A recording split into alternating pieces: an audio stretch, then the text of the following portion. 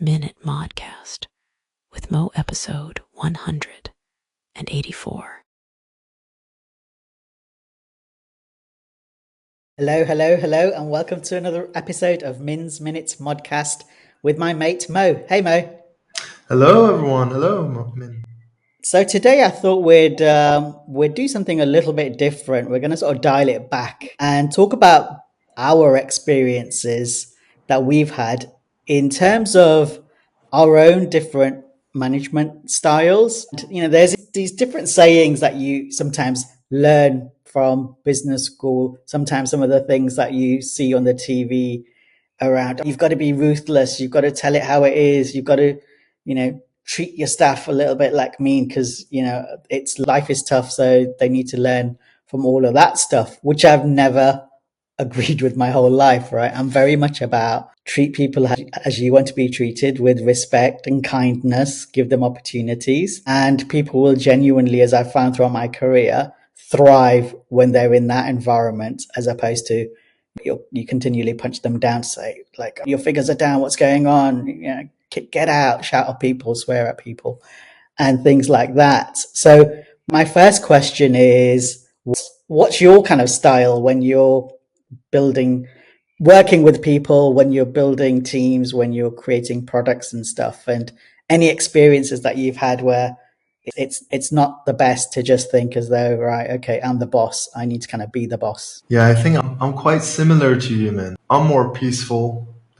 I don't like those kind of leadership styles. I think it's quite toxic that you go in and say, where's the launch happening? When is the launch happening? Where's the money? Where's the revenue? All that stuff. Like, as a leader, you got to be a good mentor and you got to be a good coach and understand people, right? That's where you need to start. The emotions, what's happening. Like, you need to actually be ahead of things happening in that wrong direction or anything going wrong. So I'm with you. I don't take it in that approach. But there is one key thing is that even though you're not like, where's this, where's that?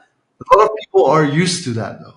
And that's one thing as a challenge for me is that, so if someone's used to being shouted at and that's how they get triggered to perform, and I am not like that, how do you reestablish the method of communicating and the method of getting performance and getting like launches and great things happening with the team?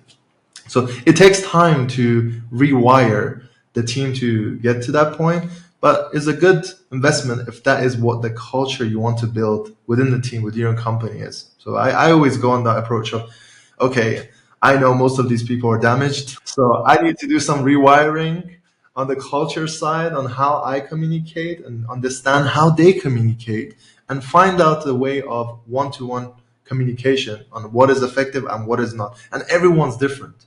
Everyone has their own style. So you got to switch your mode as a leader based on the personality, background, experience, and all the other factors that exist. I think back to my corporate career before I dived into the world of entrepreneurship. And in the various parts of my career, I saw, as you get promoted, they're like, okay, this is great. Now you get off the hands of the keyboard.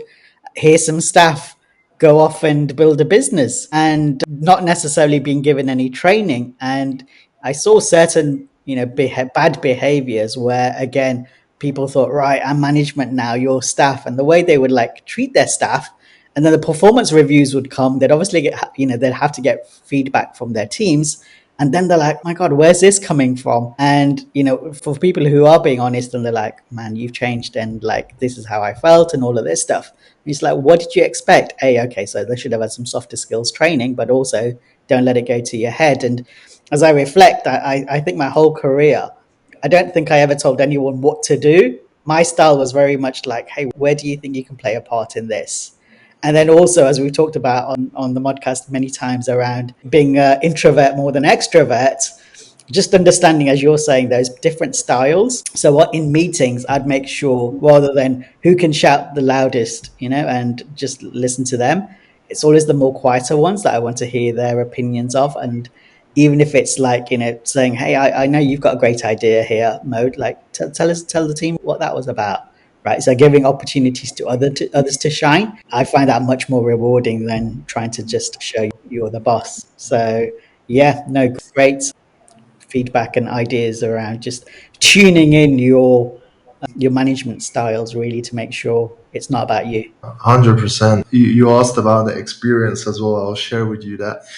So before I jump in, one thing I understood working with people in business, in teams, and having my own team as well as entrepreneur is that everyone has their own journey of learning and growth, right? And you got tone, mode, how you communicate with different people.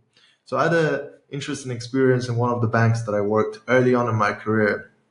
There was this individual that he asked me to like book a call for him or something with another program manager.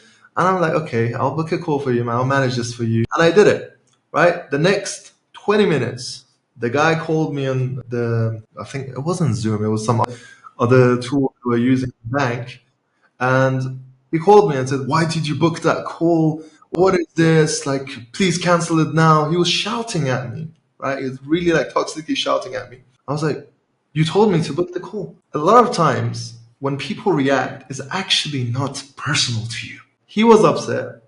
Listen, he was upset because another competitor, program manager of some role, was invited by another person to that meeting, and he didn't want him there, right? Did I do anything on that? No. It was just extended by the person that he asked to get the meeting booked. So one thing I learned from this is that most of the time it's not personal. Yeah, we need to remember that. And it's the emotional intelligence of people on how they use that emotion and react to people and throw it at others, right? That energy that they get, instead of dealing with it and being a good leader, a good manager, they throw it at other people on working under them or working as a peer. So that was like one of my experiences in the corporate world. I was like, that's like one of the most stupid things I've ever seen that happen for a meeting. Like it wasn't even, I was late on delivery or something, right?